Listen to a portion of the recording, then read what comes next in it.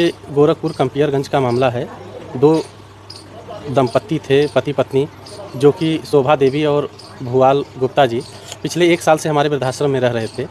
और 1 साल पहले उनके बेटे द्वारा, उनके परिवार द्वारा घर से ये कह के निकाल दिया गया कि यहाँ आपका क्या है, निकल जाइए आप घर से। तो वो लोग रात में ही निकल गए, चोरी से, किसी को पता नहीं था। और वो दोनों अपने जान की मतलब बाजी लगा के और जान अपनी आत्महत्या करने के लिए के मन से वो घर से निकले थे। गोरखपुर रेलवे स्टेशन के पास कहीं आसपास, उनके घर के आसपास कहीं रेलवे स्टेशन था, पटरी था, वहाँ पे वो लोग मरने जा रहे थे। लेकिन भगवान के रूप में कोई आसपास ही रेलवे ट्रैक के आसपास कोई व्यक्ति था, वो आया और देखा ऐसी दर्दनाक चीज़, तो वो दौड़ के गया, उन्हें बचाया। उसके बाद वो अपने घर ले गया। घर ले जाने के बाद उनको थोड़ा समझाया बुझाया, खाना पानी दिया, रात भर अपने पास रखा। सुबह जब वो घर जाने के लिए उनको कहने लगा तो वो काफ़ी नाराज़ हो गए और दुखी होकर रोने लगे कि मैं उस घर में अब कभी कदम नहीं रखूँगा।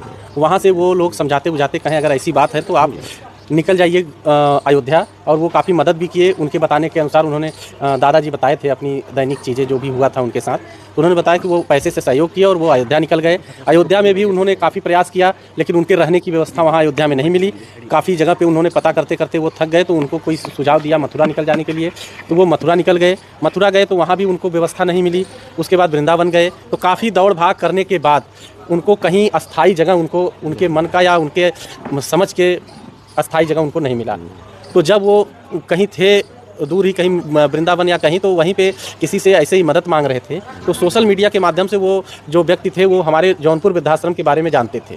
तो उन्होंने कहा कि एक वृद्धाश्रम है जौनपुर में, अगर आप चाहें तो वहाँ रहना चाहें तो हम बात करेंगे। तो उन्होंने कहा कि हम दोनों लोग जहाँ भी रहेंगे एक साथ रहेंगे, अलग नहीं रहेंगे। तो फिर कहा कि ठीक है, बात कर लीजिए, जैसा उनकी व्यवस्था होगी वो बताएंगे। तब वो आदमी वहाँ से बात किया तो मुझे सारी बातें बताई। तो उन्होंने कहा कि मेरे पास 1 रुपया नहीं है, मैं दे नहीं पाऊँगा कुछ। तो मैंने बताया अपने वृद्धाश्रम के बारे में। उन्होंने बताया हमारा वृद्धाश्रम में कोई भी पैसा नहीं लगता, बिल्कुल निःशुल्क है, सारा व्यवस्था है। अगर आप दंपत्ति हैं तो उन्हें अलग से कमरा दिया जाएगा रहने के लिए। तो वो संतुष्ट हुए, लेकिन उनके मन में डर था कि दूर से कहने में और पास से देखने में काफ़ी अंतर होता है। लेकिन वो उनके पास खोने और पाने के लिए कुछ नहीं था, इसलिए वहाँ से वो चल दिए हमारा पता लेके। हमारा पता लेके वो वहाँ से चल दिए। फिर वो हमारे वृद्धाश्रम में आए, रहे। 1 साल का सफ़र वो तय किए।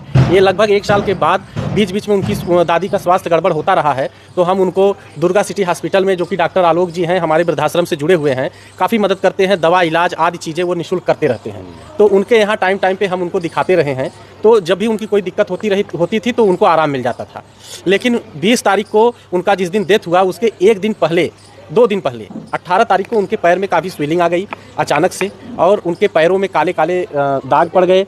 और जब 18 तारीख